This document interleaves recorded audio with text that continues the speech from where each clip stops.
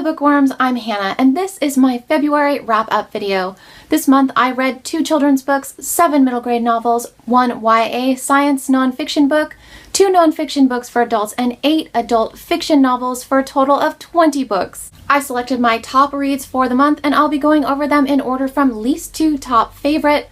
As usual, this video will be spoiler-free, and we've got 8 books to get through, so let's get started. First up is Pax by Sara Pennypacker. This is a middle grade novel about a boy named Peter whose greatest companion in life is a fox named Pax. Peter and Pax are separated by necessity in preparation for impending war, but Peter immediately regrets their separation and the way they were parted, so he sets off on a difficult journey to be reunited with his fox. Chapters alternate between Peter and Pax, and the reason I rank this book at the bottom of the list is because I didn't enjoy Peter's chapters as much as I enjoyed Pax's chapters. Peter is only 12 years old, and I found his story a little hard to believe given his age, but I did appreciate the messages of friendship, recovery, and self-discovery that were woven into Peter's chapters. It's Pax's story that I found far more endearing. The author took a marvelous approach to portraying a fox's view of the world by playing on the use of his senses to perceive his surroundings. Pax's chapters are lyrical, and they encourage readers to be more sympathetic toward animals. Even though I really enjoyed this book, I remain unconvinced that the subject matter is suitable for the intended audience.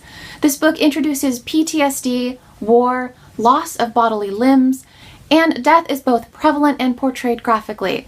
If you're a parent, I encourage you to first read this book before handing it to your little ones. The next book is Freedom Over Me by Ashley Bryan.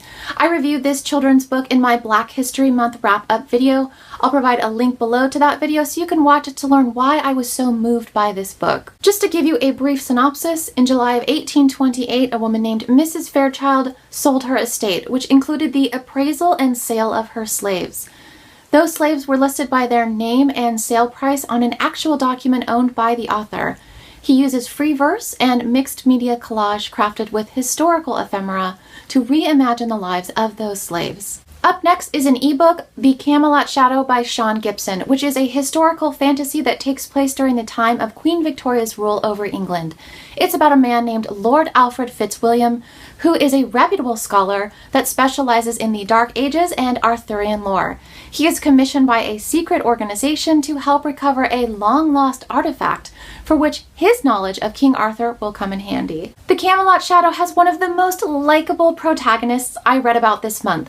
I would relish the opportunity to sit with the charming Lord Alfred Fitzwilliam in his incredible library, sipping whiskey and talking about ancient tomes. At the time of this video being recorded, this ebook is available on Amazon for only $2.99.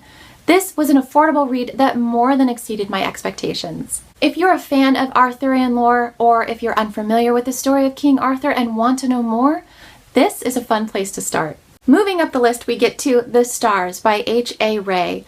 If the author name rings a bell or this color scheme seems familiar, that's probably because H.A. Rey is the author of the Curious George books. This is a nonfiction science book for ages 12 and up that introduces stargazing in the most comprehensive and user-friendly manner I have yet encountered. The first half of this book is dedicated to familiarizing readers with the constellations. Normally, constellations are depicted either as allegorical images or confusing geometric shapes. This book introduces constellations in a new way by drawing lines between the stars to depict the constellations in an image that's comparable to their name.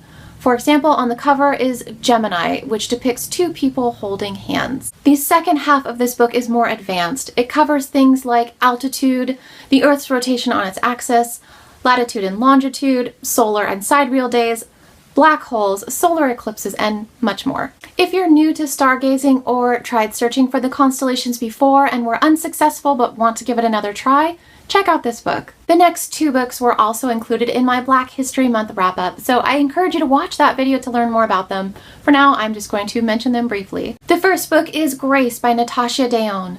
This is a breathtaking story that begins in Faunsdale, Alabama in 1848 and follows the story of a slave girl named Naomi and her daughter Josie. Grace has a gripping intro, authentic characters with flawless voices, and a memorable story. If you're unfamiliar with this book, you need to check it out. The second book is The Underground Railroad by Colson Whitehead. This was my top pick of my Black History Month reads. The story concerns a girl named Cora who is a slave at a plantation in the antebellum South. A fellow slave convinces her to run away with him to find the Underground Railroad and journey north in search of freedom. The Underground Railroad has superb writing, timeless fundamental messages, and is every bit as worthy of earning the National Book Award for Fiction in 2016. Next up is James and the Giant Peach by Roald Dahl. This was a reread of a childhood favorite, and the only reason I've ranked it above the Underground Railroad is because I have loved this book for almost 3 decades. To be honest, I almost didn't include this book in the video because I just assumed that everyone is familiar with Roald Dahl and has read his books. But after I posted my written review on Goodreads, the first comment from a friend said, "That book sounds interesting," and my own naivety was revealed to me. This is a macabre middle grade novel about a boy named James Henry Trotter who's forced to live with his horrible Aunt Sponge and Aunt Spiker after his beloved parents are killed in a tragic accident involving a rhinoceros. James is miserable living with his aunts until a man shows up one day with a bag of magic crystals. There's a mix-up with the crystals and a peach, and James subsequently goes on a fantastical adventure. This book is a delightful blend of magic and morose humor. I first read it when I was in the 2nd grade, and I attribute this book with making me the bookworm and writer that I am today. If you are unfamiliar with Roald Dahl's work, this is a great place to start. My top pick for the month is Not Quite Narwhal by Jessie Seema. This book may as well have materialized from my heart. Everything about it is spectacular. The cover glitters, the end papers are adorable, and the illustrations are ravishing.